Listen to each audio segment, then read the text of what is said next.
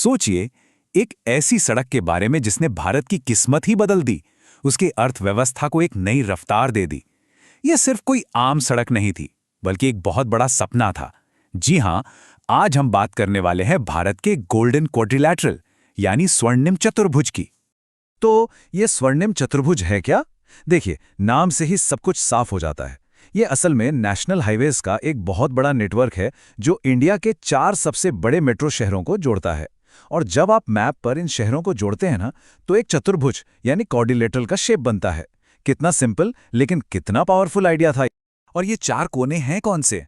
अरे, ये तो देश के 4 सबसे बड़े इकोनॉमिक इंजन्स हैं। उत्तर में देखिए दिल्ली है, पश्चिम में हमारी फाइनेंशियल कैपिटल मुंबई, दक्षिण में चेन्नई और पूरब में कल्चरल कैपिटल कोलकाता। मतलब इस एक प्रोजेक्ट ने इन चारों पावर हाउस को एक साथ एक ही धागे में पिरो दिया।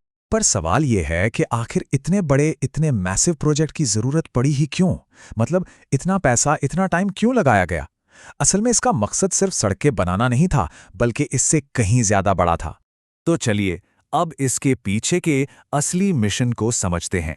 ये सिर्फ एक रोड प्रोजेक्ट नहीं था, नहीं, ये तो भारत के डेवलपमेंट का एक पूरा सोचा समझा ब्लूप्रिंट था। इसके जो ऑब्जेक्टिव्स थे वो बिल्कुल क्रिस्टल क्लियर थे। सबसे पहली बात, बड़े शहरों के बीच का ट्रैवल टाइम कम करना, चाहे लोग सफर कर रहे हों या सामान भेजा जा रहा हो। दूसरा, जाहिर है, अच्छी सड़कें मतलब बेहतर रोड सेफ्टी। और हाँ, सबसे बड़ा मकसद था इकोनॉमिक इंटीग्रेशन, यानी देश के पोर्ट्स, इंडस्ट्रीज और बड़े बड़े मार्केट्स को एक हाई स्पीड आर्टरी से कनेक्ट करना। एक ऐसी धमनी जो ट्रेड, ट्रांसपोर्ट और टूरिज्म सब में एक नई जान डाल दे। चलिए, अब जरा नंबर्स की बात करते हैं। इस जबरदस्त नेटवर्क के पीछे के कुछ आंकड़े तो सच में हैरान कर देने वाले हैं। तो इस मैसिव प्रोजेक्ट को जमीन पर कौन लाया? ये काम किया national highways authority of India यानी NHAI ने। और ये जो प्रोजेक्ट था, ये नेशनल हाईवेज डेवलपमेंट प्रोजेक्ट यानी NHDP का सबसे बड़ा और सबसे इंपॉर्टेंट हिस्सा था। और ये भी जान लीजिए कि ये कोई मामूली सड़कें नहीं थीं, ये 4 और 6 लेन वाले प्रॉपर वर्ल्ड क्लास हाईवेज थे। और इसकी टोटल लंबाई के बारे में सुनेंगे, करीब 5,846 किलोमीटर।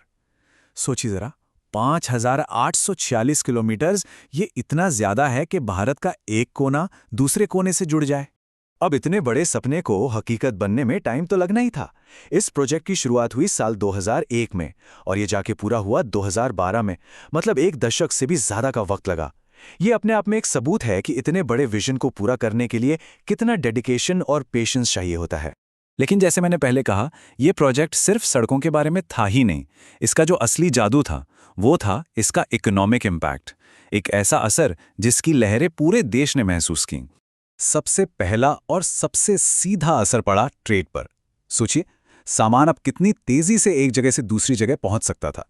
इसका नतीजा, लॉजिस्टिक्स कॉस्ट में भारी कमी आई और हमारे इंडियन प्रोडक्ट्स मार्केट में और ज्यादा कॉम्पिटिटिव हो गए। फिर क्या हुआ? इन हाईवेज के आसपास इंडस्ट्रियल कॉरिडोर्स बनने लगे। जहां अच्छी कनेक्टिविटी होती है, वहां कंपनियां और फैक्ट्रियां तो आएंगी ही। और ये फायदा सिर्फ बड़े शहरों को नहीं मिला। इन हाईवेज के रास्ते में पड़ने वाले छोटे छोटे शहर और कस्बे, उनकी तो जैसे किस्मत ही बदल गई। वहां डेवलपमेंट की एक नई लहर आ गई।